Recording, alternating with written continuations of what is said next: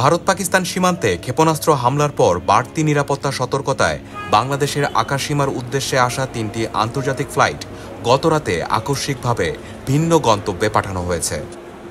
হজরত শাহজালাল আন্তর্জাতিক বিমানবন্দরের নির্বাহী পরিচালক গ্রুপ ক্যাপ্টেন মোহাম্মদ কামরুল ইসলাম বিষয়টি নিশ্চিত করে বলেন, সাময়িক নিরাপত্তা হুমকির কারণে সংশ্লিষ্ট আকাশপথ ব্যবহার না করার পরামর্শ দেওয়া হয়েছে, যার প্রেক্ষিতে ফ্লাইটগুলো ভিন্ন রুটে পাঠানো হয়েছে।